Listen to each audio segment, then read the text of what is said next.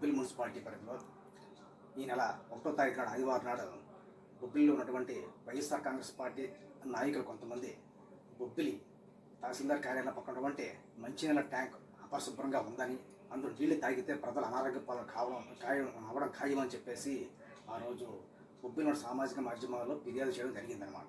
వెంటనే మున్సిపల్ సిబ్బంది స్పందించి ఆ మరుసటి రోజు శుభ్రంగా నీళ్ళ ట్యాంక్ శుభ్రం చేసేసి క్లీన్ చేసేసి మేము ఎప్పటికప్పుడు నీళ్ళ ట్యాంక్ శుభ్రం చేస్తున్నాము, అన్ని రకాల జాగ్రత్తలు తీసుకొని ప్రజలకు మంచి ఇస్తున్నామని చెప్పేసి పోస్ట్ పెట్టారు. మంచి సంతోషం. మరి అలాంటప్పుడు బొబ్బిలో ఉన్నటువంటి రాణి మల్లమ్మది పార్కుతో నీళ్ళ ట్యాంకు, అదే మల్లంపేట ఉన్నటువంటి అంబేద్కర్ కాలనీ ఉండే నీళ్ళ ట్యాంక్ అది ఇప్పుడు శుభ్రం చేశారు. మరి వాటి సంగతి ఏంటి అంటే మీరు ఎవరో అడిగితే కానీ అంటే ఈ నీళ్ళ ట్యాంక్ శుభ్రం చేసే పరిస్థితి లేదనమాట. అంటే మున్సిపల్ ఉద్యోగులకి బాధ్యత లేదా అంటే ప్రజల ఆరోగ్యం మీద శ్రద్ధ కూడా లేదా అంటే ఒకవేళ ఏమైనా ఆ నీళ్లు తాగి రోగాలు వచ్చి కలరా టైఫాయిడ్ వచ్చేసి వాళ్ళకి చనిపోతే కుటుంబాన్ని బాధ్యత వహిస్తారు అంటే ఎంత విధుల్లో ఎంత నిర్లక్ష్యం వహిస్తే అలాగా అంటే వీళ్ళు ఏం చేస్తున్నారు? ప్రజల కట్టే పన్నుల డబ్బుల్ని జీతాలుగా తీసుకొని ప్రజల తలకు సమస్యలే పరిష్కరించకుండా వాళ్ళ ఆరోగ్యాలు చెలగాటం వాడి అధికారులపైన ఎంత నిర్లక్ష్యం ఏంటి? నేను ఏం చెప్తున్నా లోక్సత్తా పార్టీ తరఫున పాలకులకి అధికారులు కూడా ఎంత విధులు నిర్లక్ష్యం ఇచ్చిన అధికారులపై తక్షణ కఠిన చర్యలు తీసుకోండి.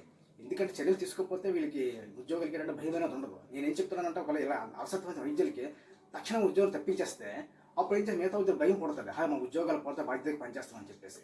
మరి పనులు ప్రతి నెల వచ్చేసరికల్లా మీరు ఇంటి పని వసూలు చేస్తారు ముక్కుపిండి. మరి ఆ మాత్రం కనీసం మా ప్రజలకి కనీసం పరిశుభ్ర మంచిని కూడా ఇవ్వలేరా? అంటే ఆ మాత్రం బాధ్యత కూడా మీకు లేదా? అంటే ప్రజలు పనులు వసూలు చేసుకోవడం తప్ప ప్రజలకి కనీస సౌకర్యాలు మంచిని ఇవ్వలేకపోతే ఇంకెందుకు మా సిగ్గుపడాలి తప్ప ఈ పరిపాలన?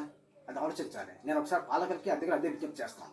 ఇంకో విషయం ఏంటంటే బొబ్బిలి మున్సిపాలిటీ పరిధిలో తాగునీటి వ్యవస్థ అనేది పూర్తి తెల్లయ్యగా తయారైపోయింది. ప్రతి సంవత్సరం లక్షలాది రూపాయలు పైప్ లైన్ లీకేజ్కే దుర్వినియోగం చేస్తారు. ప్రజలు కట్టే పన్నుల డబ్బులు దుర్వినియోగం చేస్తాం. అడిగే నవదిరేడి ప్రతి నెల ఒకసారి చూసాక ఎక్కడో దగ్గర పైప్ లైన్ తవ్వటం, దానికి రిపేర్ చేయటం, మళ్ళీ పోర్చడం. ఈ రకంగా మన బొబ్బిలి పడిచిపడి కొత్త కేసు రాత్రి పూర్తి సర్వనాశనం చేసి వారేశారు. అడిగే నవదులు లేడు. ఏమిటి అధికారులు ఏం చెప్తున్న సమాధానం? ప్రతిసారి రహదారి గుండా భారీ వాహనాలు వెళ్తున్న వల్ల పైపులు పగిలిపోతాయి అంటున్నారు. అంటే పైపులు ఎందుకు పగిలిపోతాయి? మనం వేసిన హెచ్డీ పైపులే కదా.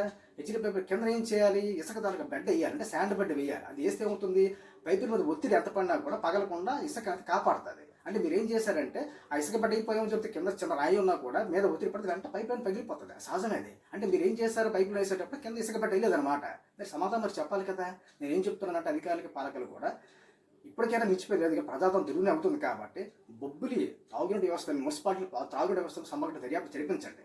ఎవరైతే విధులు ఆసక్తం వేస్తే వాళ్ళ వెంట తప్పించండి. నిజాయితీగా ప్రజల కోసం, ప్రజాధనం కాపాడే వాళ్ళ కోసం, ప్రజా ఆరోగ్యం కోసం ఆలోచించే వాళ్ళు నిజాయితీ ఉద్యోగులు అక్కడ వేసుకోండి. వేసుకున్న తర్వాత మీకు మంచి పేరు వస్తే ప్రజా ఆరోగ్యం చెలగాటం అనేది ఉండదు. ఆ రకంగా చేస్తేనే తాగునీటి వ్యవస్థ ఉండదు. అయితే ప్రతి సంవత్సరం ఇదే పరిస్థితి వస్తుంది. ప్రజల డబ్బులు దుర్వినియోగం అయిపోతూ ఉంటాయన్నమాట. ఇది లేదు. ఇంకోటి ప్రజలకు ఏం చెప్తున్నానంటే మీ దగ్గరికి మున్సిపల్ సిబ్బంది నీటి పొడి కట్టడానికి డబ్బులు వసూలుకి వస్తారు. అప్పుడు మీరు ఏమైనా ప్రాబ్లం సమస్యలు ఉంటాయి మీ తాగుడు విషయంలో వెంటనే నిలదీసి అడగండి. మేము డబ్బులు కడుతున్నాం కదా, ఎందుకు మాకు నీరు ఇవ్వట్లేదు, ఏంటి మీ సమస్య అని చెప్పి నిలదీసి అడిగితే అప్పుడు వాళ్ళకి భయం అనేది పుడుతుంది అనమాట. ప్రశ్నించిన ప్రజాస్వామ్యంలో మనం అడిగితేనే వాళ్ళు చేస్తారు. అధికారులు కూడా జీతం తీసుకున్నాక బాధ్యతగా పనిచేసే బాధ్యత ఉందని నేను విజ్ఞప్తి చేస్తున్నాను.